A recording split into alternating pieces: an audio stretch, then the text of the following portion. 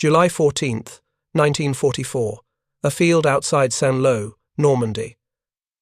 German soldiers dug into ancient hedgerows, watched American tanks crawl forward at a snail's pace. The Germans knew their defensive positions well.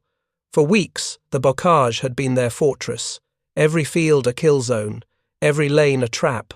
They had reason to laugh. Before we jump back in, tell us where you're tuning in from, and if this story touches you, make sure you're subscribed because tomorrow I've saved something extra special for you. American tanks could not breach the hedges. When Shermans tried climbing over the earthen walls, their bellies lifted skyward, exposing thin armor to Panzerfaust rockets waiting below. German gunners fired from concealed positions, watching tanks burst into flames before reaching the next field. The Americans were trapped, and the Germans knew it. But on this particular morning, something changed.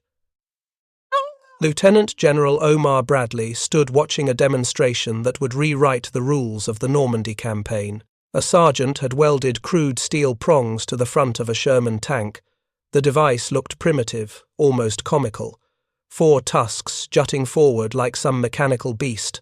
The tank reversed, gained speed, then charged headlong toward a hedgerow at 10 miles per hour. Its tusks bored into the earthen wall. Instead of climbing, the Sherman pushed straight through, erupting from the other side in a cascade of dirt and vegetation. The hedgerow that had taken centuries to grow was torn apart in seconds. Bradley watched in silence, then ordered every ordnance unit in the First Army to begin round-the-clock production. The breakout would begin in 11 days, and by then, 3 out of every 5 American tanks would carry this device. The Germans had no idea what was coming. If you're enjoying this deep dive into the story, hit the subscribe button and let us know in the comments from where in the world you are watching from today. For 7 weeks, the hedgerows of Normandy had strangled the Allied advance. After D-Day's success on the beaches, American forces pushed inland expecting open French countryside. Instead, they encountered the bocage, a landscape unchanged since Roman times. Fields divided by earthen banks 4 to 15 feet high, crowned with dense tangles of brush, trees, and roots so interlocked that even explosives struggled to clear them. These were not simple hedges. Centuries of Norman farmers had piled stones from their fields along property lines. Over generations, dirt accumulated. Vegetation grew thick. The result was a natural fortification system stretching for miles. Fields averaged just 300 feet across. Sunken lanes ran between them like tunnels carved by time. For infantry, the bocage was a nightmare. Visibility ended at the next hedgerow. German machine gunners and snipers occupied foxholes dug directly into the embankments, protected from overhead artillery.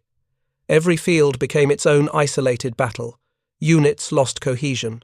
Coordination collapsed. But for American armor, the hedgerows were catastrophic.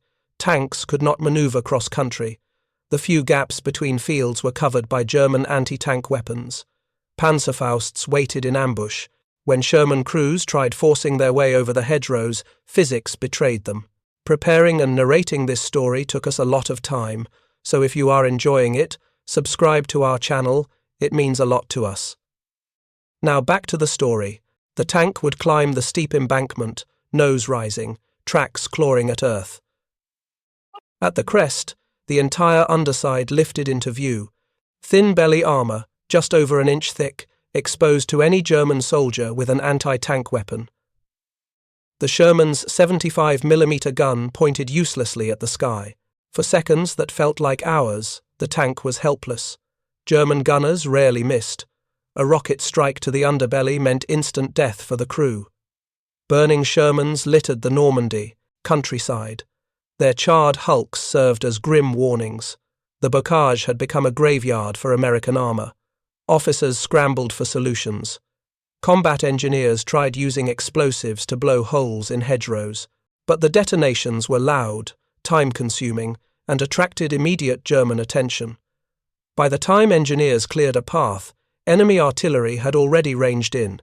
The technique cost lives without gaining ground. Bulldozer tanks offered another option. Sherman tanks fitted with dozer blades could carve openings through the earthen walls. General Eisenhower called them a godsend. But there were never enough. A handful of dozer tanks could not support an entire army, and like the explosives, bulldozers announced their presence. German gunners targeted them relentlessly. Throughout late June and early July 1944, American soldiers improvised desperately. Some units developed devices called green dozers or brush cutters, variations of steel frames welded to tank hulls. Most failed. The hedgerow routes were too dense, too interlocked. Tanks either got stuck or rode up and over, exposing themselves to fire. The 79th Infantry Division managed to field a working hedge cutter by July 5th. It used prongs to create holes for placing explosives. But again, the process was slow, and the explosions gave away American positions. German defenders adapted quickly, repositioning between attacks. By mid-July, the American advance had ground nearly to a halt. Casualties mounted horrifically. In some sectors, units suffered 1,000 deaths per kilometre gained. The 79th Infantry Division lost 1 man every 3 metres during the fight for Mont Garden. The hedgerows were bleeding the First Army white. German commanders watched with grim satisfaction. They had not planned the bocage as a defensive line. Nature had done that for them, but they exploited it ruthlessly. Infantry dug in, machine guns positioned at every gap, anti-tank weapons concealed behind every hedge. The terrain negated American advantages in mobility and firepower. For the Germans, time was the ally. Every day, the Americans remained trapped in the hedgerows, allowed more reinforcements to arrive, more defensive positions to be fortified. The longer the stalemate lasted, the harder any breakout would become, and the hedgerows stretched for miles in every direction. Captured German intelligence reports later revealed their confidence. One Wehrmacht officer wrote, "The Americans exhaust themselves against the bocage. Their armour is useless here. Infantry advances cautiously. We need only hold our positions, and they will bleed themselves dry before reaching open ground." Another report noted, "The enemy relies on overwhelming firepower, but the hedgerows provide excellent protection. Artillery has limited effect. Their tanks expose themselves foolishly. We destroy them at minimal cost. This terrain favours defence absolutely." The Germans had reason for such confidence. Their casualties were far lighter than American losses. Well-positioned machine gun teams could hold entire companies at bay. A single Panzerfaust team could destroy multiple tanks before withdrawing through the maze of hedgerows. The mathematics of attrition favoured them completely. But the Germans made one critical assumption. They believed the bocage was an unchangeable constant, a fact of geography that no technology could overcome. They had watched American attempts to breach the hedgerows fail repeatedly. Explosives, bulldozers, crude welded frames, all proven insufficient. In their defensive planning, German commanders counted on the hedgerows to channel American attacks through predictable gaps. Roads and lanes could be covered by pre-sighted artillery. Kill zones established, fallback positions prepared. The entire German defensive system in Normandy rested on the assumption that American armour would remain road-bound. This assumption was about to be shattered, not by sophisticated engineering from Washington, not by brilliant tactical doctrine from West Point, but by a 29-year-old sergeant from Cranford, New Jersey, who had survived the Great Depression by learning to improvise. His name was Curtis Grubb Cullen III. He served with the 102nd Cavalry Reconnaissance Squadron, part of the 2nd Armoured Division. Like thousands of other American soldiers in Normandy, Cullen had grown frustrated watching tanks die attempting to cross hedgerows. He understood the problem intimately. As a tanker himself, he felt the vulnerability every time his Sherman approached a hedgerow. In early July, Cullen and his fellow soldiers gathered to discuss the hedgerow problem. Ideas were thrown around, most were dismissed as impractical. Then a soldier, later identified only as Roberts from Tennessee, made a suggestion that drew laughter from the group. "Why don't we get some saw teeth," Roberts said, "and put them on the front of the tank and cut through these hedges?" The others laughed. It sounded like something from a cartoon. But Cullen did not laugh. He recognized potential in the crude suggestion. What if a tank could cut through a hedgerow instead of climbing over it? What if steel prongs could bore into the earthen base, allowing the tank to push forward while keeping its belly protected. Cullen began sketching. The concept was simple: weld steel beams to the front of a tank, angled like tusks. When the tank rammed a hedgerow, the tusks would penetrate the earth and roots. The tank's weight and momentum would drive it forward, tearing through the hedge while keeping the hull level. No climbing, no exposed underbelly, just raw mechanical force channeled through steel prongs. But Cullen needed material, steel beams strong enough to withstand repeated impacts. In most circumstances, finding such material in a war zone would be impossible, but Normandy's beaches provided an unexpected resource. Thousands of German anti-tank obstacles littered the shoreline. Czech hedgehogs, 3 steel beams welded together in an X shape, designed to rip the hulls of landing craft. After D-Day, these obstacles became scrap metal. Cullen realized they were perfect for his device. The beams were thick, strong, and already cut to manageable lengths. All they needed was cutting torches and welding equipment. Working with other soldiers from his unit, Cullen fabricated the first prototype. 4 steel prongs arranged across the front of a Sherman tank, each prong angled slightly downward to bite into earth. The welds were crude but functional. The entire device weighed perhaps 200 pounds. It looked primitive, almost ridiculous. But when Cullen's tank rammed a hedgerow, the device worked.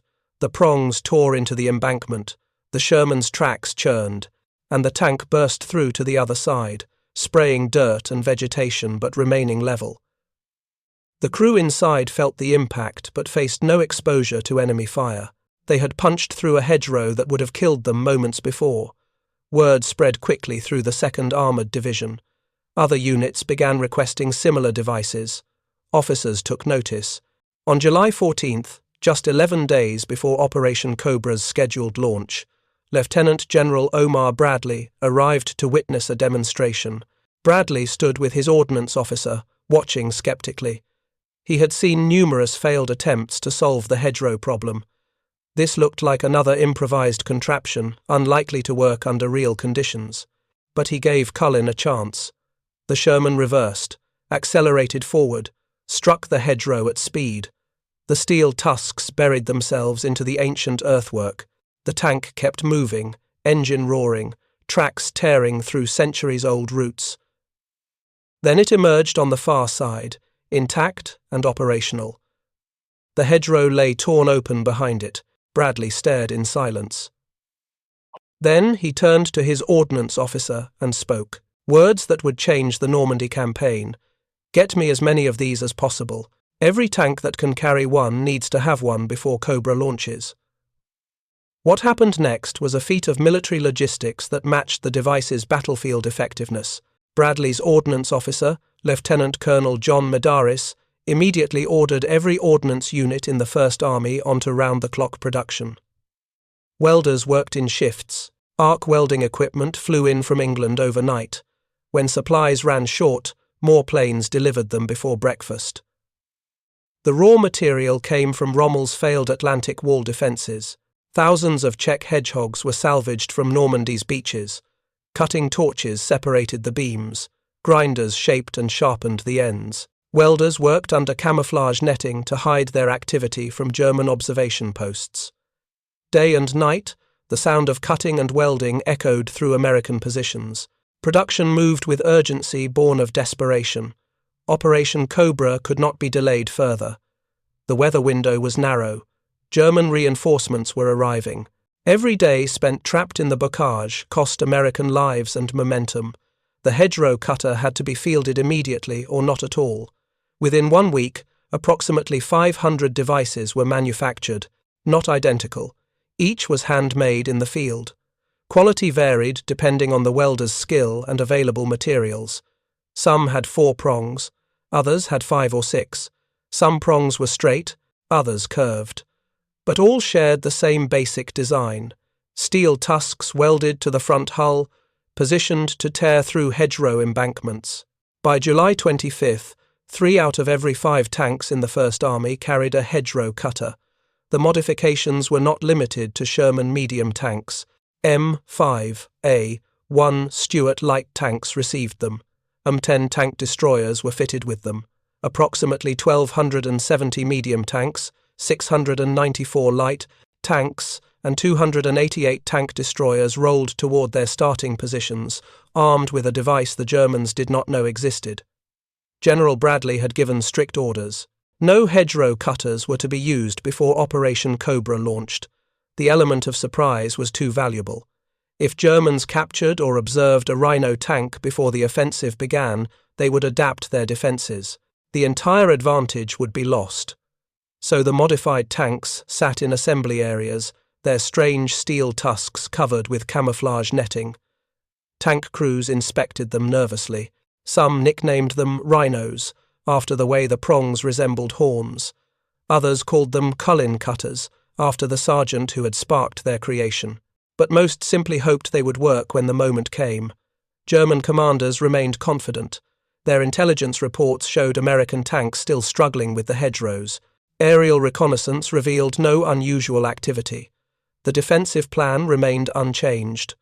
Hold the hedgerows lightly. Channel American attacks through predictable routes. Destroy their armor with concentrated anti-tank fire. Bleed them until they exhausted themselves. On July 25, 1944, at 1100 hours, Operation Cobra began. The sky filled with Allied bombers. Over 1,500 heavy bombers and 380 medium bombers carpet-bombed a rectangular area west of St. Lo. The earth convulsed under 6,000 tons of high explosives and fragmentation bombs. German defensive positions disintegrated, bunkers collapsed, communication lines severed, entire units ceased to exist. The bombardment lasted less than an hour but shattered the German defensive crust. When the last bombs fell, an eerie silence settled over the cratered landscape. Then the tanks came. Not along roads, not through gaps, but directly through the hedgerows themselves. Sherman after Sherman charged the ancient earthworks, steel tusks leading. The prongs bit into centuries-old roots, tank treads churned, and the bocage that had held the American army for 7 weeks began to tear apart. German soldiers watched in disbelief. Tanks were supposed to climb hedgerows, exposing themselves. These tanks punched straight through, one hedgerow, then another, then another. Moving at speeds the Germans had never seen American armor achieve in the bocage. Cross-country, independent, unstoppable. A German machine gun team dug into a hedgerow embankment prepared to fire at the expected gaps. Instead, a Sherman burst through the hedge 10 meters to their left. They scattered as the tank's machine guns swept the position. Before they could regroup, another Sherman tore through a different section. The defensive line that had been impenetrable for weeks was suddenly porous. German anti-tank crews trained to cover specific lanes and openings found themselves flanked. American tanks appeared from unexpected directions. The predictable kill zones no longer existed. Panzerfaust teams retreated in confusion, unable to position for clear shots as Shermans maneuvered freely across terrain that should have been impassable. By the end of the first day, progress was measured not in yards but in miles. The 2nd Armoured Division advanced with tanks leading, infantry following through the gaps the Rhinos created. German resistance, though fierce in places, lacked coordination. Units found themselves isolated as American armor bypassed their strong points entirely. A German artillery observer radioed frantically to his command post. The enemy tanks move through hedgerows as if they were not there. We cannot predict their approach. They appear from multiple directions simultaneously. Our pre-planned fire missions are useless. The psychological impact was immediate. German defenders had counted on the bocage as their strongest ally. The terrain that had frustrated American advances for 7 weeks suddenly offered no protection. Hedgerows that took centuries to grow were torn open in seconds. Defensive positions, carefully sited to cover gaps, became irrelevant when tanks created new gaps at will. On July 26th, the breakthrough accelerated. The 3rd Armoured Division joined the assault. Rhino tanks of the 1st Infantry Division pushed eastward. German units attempted to form new defensive lines, but American armor outflanked them before they could dig in. The static warfare of the previous weeks transformed into fluid, mobile combat. German tank crews, accustomed to ambushing road-bound Shermans, found themselves hunted instead of hunting. American tanks crossed open fields, used hedgerows for cover, and attacked from unexpected angles. The tactical advantage shifted completely. One panzer commander later wrote in his diary, "We prepared to fight their tanks on roads. Instead, they came through the fields like a flood." The 2nd and 3rd Armoured Divisions pushed south toward Coutances. German attempts to establish blocking positions failed repeatedly. By July 27th, organized resistance in the breakthrough sector had collapsed. American units advanced so rapidly that supply lines struggled to keep pace. German prisoners began flowing into American collection points. Hundreds, then thousands. Many appeared dazed, disoriented by the speed of the collapse. They had expected the bocage to hold. Instead, in less than 3 days, the entire defensive structure had disintegrated. American interrogators questioned prisoners about the breakthrough. The responses revealed shock and confusion. A captured lieutenant from the 353rd Infantry Division stated, "We were told the Americans could not move tanks through the bocage. We saw them do exactly that. Our positions were bypassed before we could react." Another prisoner, a machine gunner, described watching Rhino tanks in action. "I saw a tank charge a hedgerow. I thought the crew was suicidal. Then it broke through. Another followed. Then another. They crossed 3 fields in minutes. We could not stop them. There was nowhere to hide." For German tank crews captured during the breakout, the Rhino tanks represented a tactical surprise they had not anticipated. A panzer commander from the 2nd SS Panzer Division Das Reich admitted, "We positioned our tanks to cover roads and known passages. The American tanks ignored them. They made their own passages. We could not reposition fast enough." The interrogation reports accumulated. Each prisoner told variations of the same story. The hedgerows had failed as barriers. American armor moved freely. Defensive plans collapsed. Units retreated or were encircled. The speed and violence of the breakthrough exceeded anything German defenders had experienced in Normandy. If you find this story engaging, please take a moment to subscribe and enable notifications. It helps us continue producing in-depth content like this. But what astonished German prisoners most was learning the Rhino device's origin. This was not sophisticated technology developed in American factories. No advanced engineering from Detroit. It was field expedient. Improvised by soldiers using salvaged German beach obstacles. The irony was bitter. Czech hedgehogs placed to stop Allied landing craft had been repurposed to destroy the very hedgerows Germany counted on for defense. The steel beams that should have torn Allied hulls instead tore Allied paths through Normandy. German Atlantic wall defenses became the raw material for American breakthrough. Prisoners examined damaged Rhino tanks with disbelief. The devices looked crude, welding marks visible, asymmetrical prongs, nothing like the precision engineering German armor carried. Yet these improvised contraptions had achieved what weeks of American attacks could not. They had broken the bocage. A captured engineer studied a Rhino tank brought to a prisoner collection point. He traced his fingers along the welded seams, examined the angle of the prongs, then shook his head. "It is so simple," he said in broken English. "Why did we not think to do this ourselves?" The question haunted many German prisoners. Their army had pioneered armored warfare, developed blitzkrieg tactics, yet American sergeants improvising in field workshops had solved a problem German engineers never addressed. The Czech hedgehogs had been designed to stop tanks at the beach. No one considered modifying tanks to overcome hedgerows inland. In prisoner camps behind Allied lines, German soldiers debated what had happened. Some insisted it was still American numbers that mattered. The Rhino tanks were merely one factor among many. Others argued the breakthrough succeeded because of overwhelming air support. The carpet bombing had done the real damage. But tankers and infantry who had faced the Rhinos directly knew better. One captured sergeant stated plainly, "The bombs destroyed some positions, but we could have held without those tanks. Once they began moving through hedgerows freely, we had no answer. The terrain that protected us became meaningless." Another prisoner, a squad leader, described the psychological effect. "We were told to hold the hedgerows. We did. Then American tanks appeared where tanks should not be. through the hedges themselves. Our weapons were positioned for gaps that no longer mattered. We felt helpless. That is when morale collapsed. The German defensive plan for Normandy had rested on terrain as much as troops. The bocage was supposed to channel attacks, create kill zones, multiply the effectiveness of limited forces.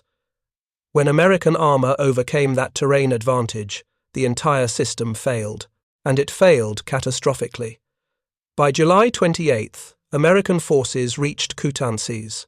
The German 84th Corps attempted to retreat but found itself encircled near Roncy. Columns of vehicles tried escaping the pocket. American artillery and fighter bombers destroyed them, mercilessly. Almost 1,500 German soldiers were killed. Another 4,000 captured. 500 vehicles, including heavy tanks, were abandoned or destroyed. The Rhino tanks continued pushing south. German attempts to form a new defensive line, called the Weiße Linie or White Line, proved futile. American armor simply went around strongpoints or punched through wherever defenders tried to concentrate. The mobility advantage was decisive. On July 30th, American forces reached Avranches, a critical road junction leading to Brittany and the interior of France. What should have taken weeks of grinding attrition warfare had been accomplished in 6 days. The breakout from Normandy was complete, and the Rhino tanks had made it possible. General George Patton's Third Army activated on August 1st. With the bocage finally behind them, American armoured divisions raced across open French countryside. The 4th and 6th Armoured Divisions covered nearly 40 miles in 4 days. German forces, still reeling from the breakthrough, could not re-establish coherent defences. For German prisoners watching this collapse, the speed was incomprehensible. They had expected the war in Normandy to last months. The Hedgerows were supposed to provide endless defensive positions. Instead, in less than a week, the entire front had shattered, and much of the blame fell on their own failure to anticipate the Rhino tanks. Captured intelligence officers analysed why German command had been surprised. The answer was uncomfortable. They had grown overconfident in the bocage's defensive value, observed American struggles, and assumed those struggles would continue. Never considered that American soldiers might innovate a solution at the tactical level. One intelligence officer, questioned by American interrogators, admitted, "We monitored your attacks. We saw your tanks failing to cross hedgerows. We reported this to higher command as a permanent condition. We did not imagine you would modify the tanks themselves. That was our mistake." Another officer pointed out the irony more bluntly. "You Americans are supposed to rely on industry and mass production. We expected sophisticated solutions from your factories. Instead, a sergeant with a welding torch defeated our best defensive terrain. We underestimated your improvisation." In the days following the breakout, more prisoners were questioned about the Rhino tanks. The testimonies revealed a consistent theme. German defenders had been psychologically unprepared for American armor moving freely through the bocage. The hedgerows were supposed to be impassable. When that assumption proved false, morale crumbled. A captured platoon leader described his unit's disintegration. "My men believed the hedgerows made us safe. We had beaten back American attacks for weeks. Then, in one morning, tanks began appearing everywhere. Through hedges we thought impenetrable. My soldiers panicked. They abandoned positions and fled. I could not stop them." The panic spread through German units across the breakthrough sector. Soldiers who had fought confidently behind hedgerows suddenly felt exposed. If tanks could punch through at will, no position was secure. Retreat seemed the only option, and once retreat began, it became a rout. German officers tried rallying their troops, ordered them to hold new positions, but the soldiers had lost faith in terrain-based defense. They had watched the bocage fail, watched hedgerows torn apart, watched American tanks move with impunity through fields that should have stopped them. The psychological damage was irreparable. One German company commander later reflected on the collapse. "Soldiers fight well when they believe in their defenses. My men believed the bocage protected them. When American tanks proved otherwise, that belief shattered. Fear replaced confidence, and frightened soldiers do not hold against determined attacks." The Rhino tanks had achieved something beyond tactical victory. They had broken German faith in their defensive strategy, made German soldiers question whether any position could hold, created doubt that spread like poison through defensive lines, and doubt, in combat, was as deadly as any weapon. For Curtis Cullen, the sergeant whose improvisation had sparked this revolution, recognition came swiftly. He was awarded the Legion of Merit for his invention. General Eisenhower mentioned him in addresses. General Bradley praised him in written reports. Cullen became, as one historian noted, a very American kind of hero, an enlisted man solving problems officers could not. But Cullen himself remained humble. He insisted credit should go to Roberts, the Tennessee soldier who first suggested putting teeth on tanks. That credit was largely forgotten in the publicity. Cullen tried correcting the record, tried ensuring Roberts received recognition, but history had already made its choice. The device bore Cullen's name. 4 months after his invention changed the Normandy campaign, Curtis Cullen stepped on a landmine in the Hurtgen forest. He lost a leg and was evacuated home. The war continued without him, but his impact remained. Every Rhino tank still fighting carried proof that innovation did not require advanced degrees or factory resources. Sometimes it required only observation, improvisation, and a willingness to try something others had dismissed. For German prisoners of war, the Rhino tanks became a symbol of American adaptability. Many admitted grudging respect. One captured officer stated, "We Germans pride ourselves on tactical innovation, yet in Normandy, American soldiers out-innovated us with scrap metal and welding torches. That is a lesson we should have learned earlier." Another prisoner reflected more philosophically. "We had superior tanks, superior optics, superior training, but you Americans had something we lacked, the freedom for common soldiers to solve problems without waiting for orders from above. That freedom won the bocage." The testimonies revealed an uncomfortable truth for German military culture. Their army valued discipline and hierarchy. Innovation flowed downward from high command. Enlisted soldiers were not expected to devise solutions to tactical problems. That was officers' work. Engineers' work. American doctrine encouraged initiative at every level. Sergeants were expected to identify problems and propose solutions. Officers were expected to listen. That cultural difference, as much as any technological advantage, had produced the Rhino tank, and that cultural difference had helped break the Normandy stalemate. In prisoner camps, the debates continued long after the fighting ended. German soldiers argued about what the Rhino tanks truly represented. Some insisted they were simply a clever gadget, nothing more. Others saw them as evidence of deeper American strengths. Industrial capacity, practical problem-solving, a willingness to trust enlisted men's judgment. The arguments grew heated at times. Pride was at stake. German military tradition emphasized excellence in planning and execution. The idea that improvisation by common soldiers could defeat careful German defensive preparations was difficult to accept. Yet the evidence was undeniable. The bocage had fallen, the breakthrough had succeeded, and Rhino tanks had been central to both. One captured major attempted to minimize the Rhino's importance. They still needed massive air support, still needed overwhelming numbers. The hedgerow cutters alone did not win the battle.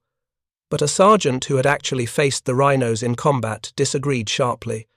The bombs destroyed some positions, but we could have recovered. What we could not recover from was tanks appearing everywhere simultaneously. That killed our defense.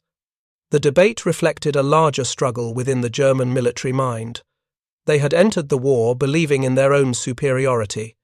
Better training, better tactics, better equipment. The idea that American soldiers, often dismissed as inexperienced and poorly trained, could out-innovate German veterans was deeply troubling. Yet the Rhino tanks were only one example. German prisoners discussed other American innovations they had encountered. The gyro-stabilized guns on Sherman tanks, allowing them to fire while moving. The superior logistics that kept American units supplied even during rapid advances. The coordination between air and ground forces that German units could no longer match. Each example reinforced the same uncomfortable lesson. American military culture valued practical solutions over theoretical perfection, valued adaptability over rigid doctrine, and in the fluid conditions of modern warfare, adaptability often mattered more than initial superiority. A captured panzer commander reflected on this during interrogation. "We trained for years to fight according to doctrine. We knew how to respond to situations we had studied. But when the Americans did something unexpected, something not in our manuals, we struggled to adapt. They seemed to thrive on improvisation. That gave them an advantage we could not match." The Rhino tanks embodied that improvisational spirit. No formal engineering process had produced them.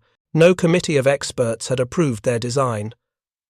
A sergeant noticed a problem, remembered a joke suggestion from a fellow soldier, and built a prototype with available materials. When it worked, the entire army adopted it within a week. German military bureaucracy could never have moved that quickly. The proposal would have required formal submission, review by engineering corps, testing protocols, manufacturing specifications, approval from multiple command levels. By the time the process completed, the opportunity would have passed. But American flexibility allowed immediate action. Bradley saw the device work and ordered mass production the same day. Ordnance units fabricated hundreds within a week. Tank crews received minimal instruction before using them in combat. The entire process, from concept to battlefield deployment, took less than 2 weeks. For German prisoners analyzing this after the fact, the speed was shocking. They understood intellectually that American industry was vast, but they had not grasped how that industrial capacity combined with cultural flexibility to produce rapid innovation. The Rhino tanks demonstrated both: simple design, enabling quick fabrication, decentralized authority, enabling immediate adoption. One prisoner, a former engineering officer, studied photographs of Rhino tanks after the war. He noted how each device varied slightly: different numbers of prongs, different angles, different welding techniques. In German manufacturing, such inconsistency would be considered unacceptable. Standards existed for reasons, but the Americans had prioritized speed over standardization. Getting devices onto tanks mattered more than perfecting the design. And in combat, the crude devices worked well enough. They tore through hedgerows. They kept tank bellies protected. They allowed mobility where none had existed before. Perfection was unnecessary when adequacy achieved the objective. This pragmatism extended beyond the Rhino tanks. German prisoners noted it in American tactics generally. American units adapted quickly to changing conditions, tried new approaches when old ones failed, accepted casualties as inevitable rather than allowing fear of losses to paralyze decision-making. German doctrine, by contrast, emphasized minimizing losses through careful planning. Attacks were meticulously prepared, every contingency considered. But when plans encountered unexpected resistance, German units often struggled to adjust. They waited for new orders from higher command, sought permission to deviate from original instructions. American units simply adjusted on their own initiative. Company commanders made decisions battalion commanders would make in the German army. Sergeants took actions that required officer approval in German units. The decentralization created chaos at times, but it also created flexibility that German centralization could not match. The Rhino tanks perfectly illustrated this difference. No one ordered Cullen to invent a hedgerow cutter. No directive from Bradley or Eisenhower initiated the project. Cullen identified a problem his unit faced and solved it independently. Then, the army recognized value and scaled the solution. In the German army, such bottom-up innovation rarely occurred. Soldiers followed orders. Officers developed solutions. Engineers provided technical expertise. The system worked well when planning was adequate, but when unexpected problems arose, the system struggled to generate rapid responses. A captured German general, questioned about this cultural difference, acknowledged it frankly. "Your army trusts its common soldiers to think. Ours does not. We believe discipline requires obedience. You believe discipline includes initiative. In the long war of attrition, your approach proved superior." The admission was significant. German military tradition valued obedience and hierarchy. Soldiers who questioned orders or proposed alternatives were considered undisciplined, yet that very discipline had created rigidity. When situations demanded flexibility, German units often lacked it. American military culture, shaped by democratic values and frontier traditions, expected soldiers to think independently, trusted them to identify problems and suggest solutions. That trust had produced the Rhino tanks, and dozens of other innovations German prisoners encountered during the campaign. The testimonies of German prisoners revealed how thoroughly the Rhino tanks had affected German morale, not just in the breakthrough sector. Word spread through the entire German army in France. American tanks could now move freely through bocage. The defensive advantage was gone. Units, still fighting in hedgerow country, lost confidence. They had watched comrades decimated during Operation Cobra, heard reports of tanks appearing where tanks should not exist, understood that the defensive tactics they relied on had been rendered obsolete by a simple mechanical device. One prisoner described the spreading demoralization. After Cobra, every German soldier in Normandy knew the hedgerows could not stop American tanks. We still fought, but we fought knowing terrain no longer favored us. That knowledge weakened our will to resist. Another prisoner noted how the Rhino tanks affected German strategic thinking. Our command had planned to hold Normandy for months. The bocage was supposed to buy time for reinforcements and fortifications. When American armor overcame the bocage in days, not months, the entire strategy collapsed. We realized we could not hold France.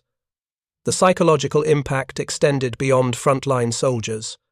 German officers planning defensive operations could no longer count on terrain as a reliable force multiplier. Any hedgerow, any embankment, any earthen obstacle could potentially be breached by tanks equipped with cutting devices. Defensive positions required different approaches, but by late summer 1944, German forces in France lacked resources for new approaches. They were retreating. Supplies were limited. Reinforcements were not coming. The Rhino tanks had contributed to a cascade of failures that led inexorably toward German defeat in France. For the prisoners reflecting on these events months and years later, the Rhino tanks symbolized the moment German confidence broke. Before Cobra, they believed they could hold Normandy indefinitely. After Cobra, they knew defeat was inevitable, and those crude steel prongs welded to Sherman tanks had been instrumental in that transition. The irony was inescapable. Germany had placed Czech hedgehogs on beaches to stop Allied invasion. Those obstacles had failed. Allied forces landed successfully. But rather than becoming useless scrap, the hedgehogs were repurposed, transformed into weapons that destroyed German defensive strategy inland. German engineering steel, German welding, German defensive planning, all turned against Germany by American improvisation. The Atlantic Wall's debris became the tool that breached the bocage. It was, one prisoner noted bitterly, a perfect metaphor for the entire campaign. "We built obstacles thinking they would stop you at the beaches," he said. "Instead, you salvaged them and used them to defeat us in the fields. That is very American, taking our own defenses and making them work for you." The captured soldiers discussed what lessons Germany should learn from the Rhino tank experience. Most agreed that innovation needed to be encouraged at lower levels. Sergeants and junior officers should be empowered to solve problems independently. Rigid adherence to doctrine should be questioned when circumstances changed.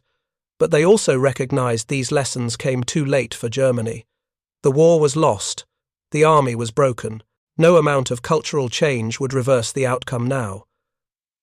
The Rhino tanks had been one factor among many, but they had mattered at a critical moment, and that moment had helped decide France's fate. In the years after the war, military historians studied the Rhino tanks extensively. Some argued their importance was exaggerated, claimed that air power and numerical superiority mattered more than hedgerow cutters, pointed out that many historians credit the invention with restoring battlefield mobility, but actual tactical significance remains debated. But soldiers who fought in Normandy, both American and German, disagreed with such minimization. They had seen what the Rhino tanks accomplished. had experienced the psychological impact, knew that mobility through the bocage had been impossible before them and achievable afterward. General Bradley wrote in his memoirs that the Rhino tanks were critical to Cobra's success. Eisenhower praised them as evidence of American ingenuity. Patton's rapid advance across France would not have been possible without the breakthrough the Rhinos enabled. Their tactical significance was undeniable to those who led the campaign. For German veterans, the memory remained sharp decades later. In interviews and memoirs, many spoke of the shock of encountering Rhino tanks, the feeling of helplessness as tanks appeared from unexpected directions, the realization that their defensive advantages had been negated by improvised devices. One German veteran, interviewed in the 1980s, reflected on the experience. "We were good soldiers, well-trained, experienced. But the Americans were innovative in ways we were not. The Rhino tanks showed us that innovation could matter as much as training, perhaps more." Curtis Cullen himself never sought fame for his invention. After losing his leg in the Hurtgen forest, he returned to civilian life. Married, worked as a salesman for a liquor distributor in New York City, lived quietly until his death in 1963, but his legacy endured. The Rhino tank became a symbol of American military adaptability, a reminder that solutions could come from anywhere in the ranks, that sergeants might see answers officers missed, that improvisation mattered as much as planning. The device influenced post-war tank design. Every major army studied the concept, developed their own hedgerow cutting devices, incorporated lessons about obstacle breaching into armored doctrine. The simple innovation of welding prongs to tanks became standard practice worldwide.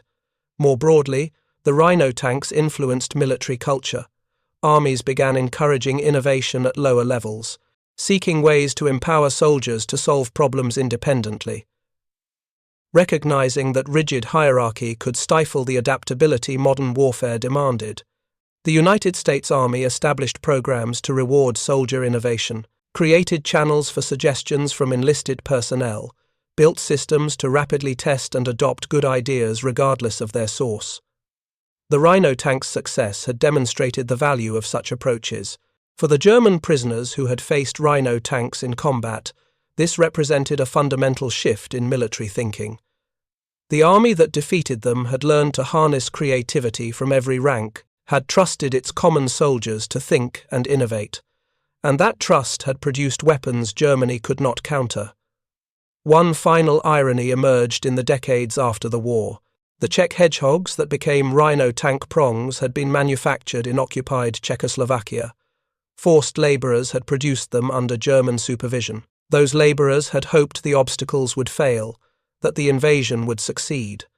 Their hopes were realised, but even they could not have imagined how completely the hedgehogs would fail. Not only did they not stop Allied landing craft, they became the raw material for devices that destroyed German defences inland. The oppressed workers' steel helped liberate France. Thank you for watching. For more detailed historical breakdowns, check out the other videos on your screen now, and don't forget to subscribe. The morning of July 25, 1944, German soldiers had laughed at American tanks struggling with hedgerows. By evening, they were retreating in disorder as those same tanks punched through obstacles that should have held for months. The change happened in hours. And it happened because a sergeant had seen possibility where others saw only a joke. Curtis Cullen never claimed to be a genius, never suggested his invention was revolutionary. He simply noticed a problem, remembered a suggestion, and built something that worked. That was enough.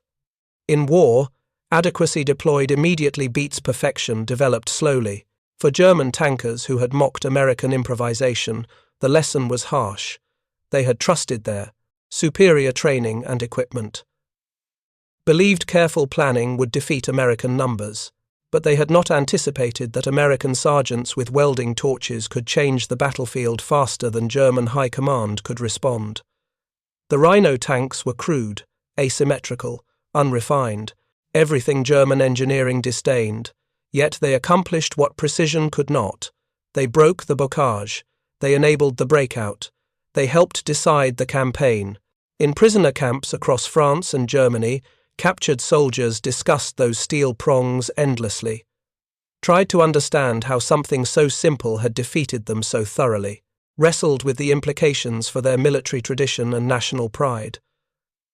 Most eventually accepted the uncomfortable truth. American flexibility had defeated German rigidity. American trust in common soldiers had defeated German hierarchical control. American willingness to try imperfect solutions immediately had defeated German insistence on perfection eventually. The hedgerows of Normandy, ancient and impenetrable, had fallen in 72 hours to devices invented 11 days earlier. German commanders, who had counted on months of defensive warfare, watched their strategy collapse in less than a week. And the weapon that shattered their plans was built from their own beach obstacles by enemy soldiers they had underestimated. It was a defeat born not of overwhelming force alone, but of innovation they never anticipated. And for the German prisoners who witnessed it, the memory of those tusked Sherman tanks crashing through hedgerows remained vivid for the rest of their lives. A reminder that in war, as in life, those who adapt survive, and those who cannot do not. The bocage had been Germany's ally until American ingenuity made it irrelevant. The Czech hedgehogs had been Germany's defense until American improvisation turned them into weapons. And the 72 hours from July 25th to July 27th, 1944, had been Germany's last chance to hold Normandy, until Rhino tanks ensured they could not. In the end, it was not the biggest guns or the thickest armor that broke the stalemate. It was a sergeant from New Jersey, a hillbilly from Tennessee, scrap steel from German obstacles, and the willingness to trust that sometimes the best solutions come from the soldiers who face the problems directly. The Germans had laughed at the improvisation. Then they lost France, and they never forgot the lesson those crude steel prongs had taught them about the danger of underestimating American adaptability. Up next, you've got two more standout stories right on your screen. If this one hits the mark, you won't want to pass these up. Just click and check them out. And don't forget to like, subscribe, and turn on the notification bell so you don't miss any upload from us.